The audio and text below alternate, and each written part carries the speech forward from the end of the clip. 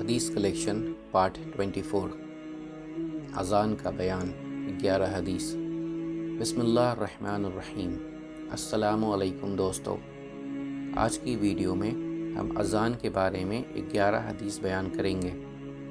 حدیث نمبر 1، حضرت عبداللہ بن عمر رضی اللہ عنہ سے روایت ہے کہ نبی کریم صلی اللہ علیہ وسلم کے دور میں اذان کے کلمات دو بار تھے اور تکبیر کے کلمات ایک بار تھے۔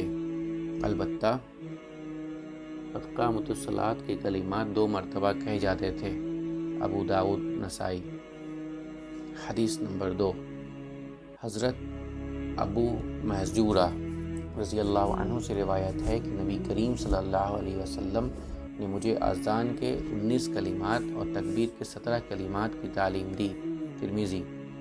وضاحت: یہ ترجیز والی اذان کہلاتی ہے جس میں شہادتین کو 4 مرتبہ پڑھا جاتا ہے۔ حدیث نمبر 3،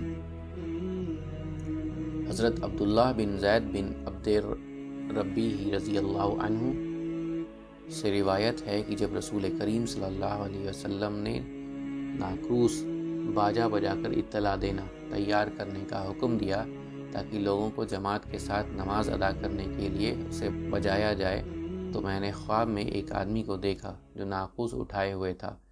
میں نے اس سے کہا، اے اللہ کے بندے، کیا تم ناقوس بیچنا پسند کرو گے؟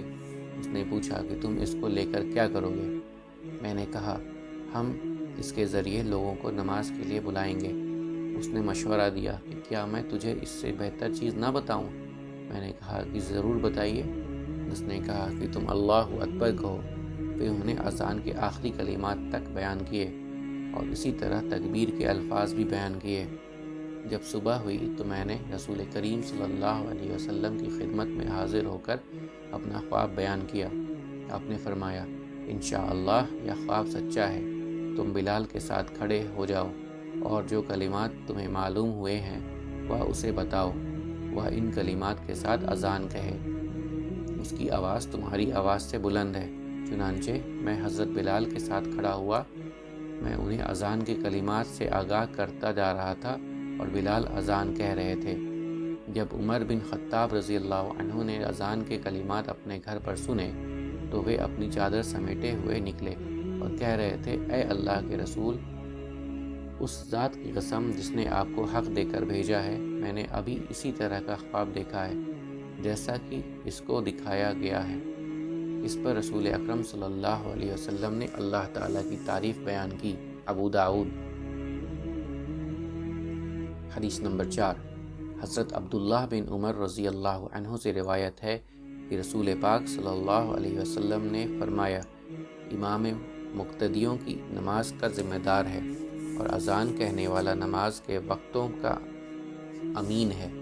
اے اللہ، اماموں کی رہنمائی فرما اور اذان کہنے والوں کی مغفرت فرما۔ ابو داؤد، ترمذی۔ حدیث نمبر 5، حضرت عبا بن عامر رضی اللہ عنہ سے روایت ہے کہ رسول کریم صلی اللہ علیہ وسلم نے فرمایا، اللہ تعالیٰ اس چرواہے سے بہت خوش ہوتے ہیں جو پہاڑ کی بلندی پر بکریاں چراتا ہے۔ وہ نماز کے لیے اذان کہتا ہے اور نماز ادا کرتا ہے۔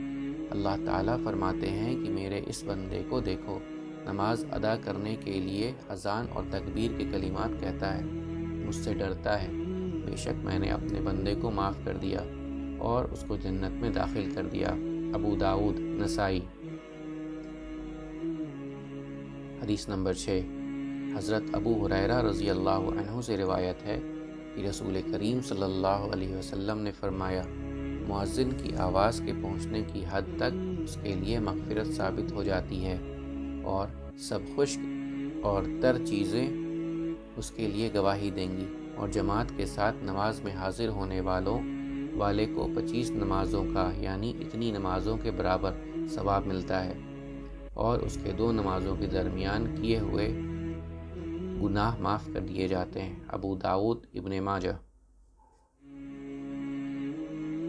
حدیث نمبر 7، حضرت عثمان بن ابو العاص رضی اللہ عنہما سے روایت ہے کہ میں نے عرض کیا، اے اللہ کے رسول، مجھے اپنی قوم کا امام مقرر فرما دیں۔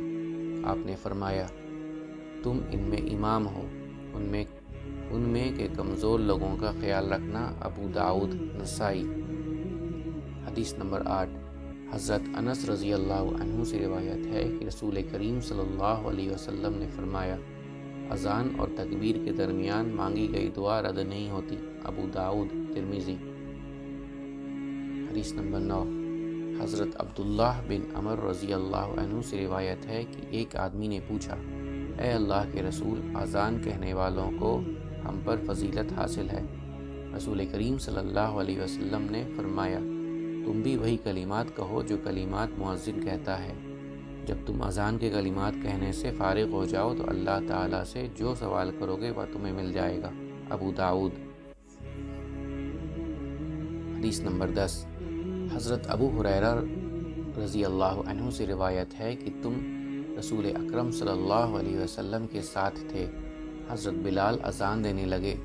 جب وہ خاموش ہوئے تو آپ نے فرمایا، جس شخص نے اذان کے یہ کلمات دل کے خلوص سے کہے تو وہ ضرور جنت میں جائے گا۔ نسائی۔ حدیث نمبر 11، حضرت عائشہ رضی اللہ عنہ سے روایت ہے کہ رسول کریم صلی اللہ علیہ وسلم جب اذان کہنے والے سے شہادتین اشہد اللہ الہ الا اللہ اشہد ان محمد الرسول اللہ کلمات سنتے تو آپ فرماتے، میں بھی یہی گواہی دیتا ہوں۔ ابو داؤد۔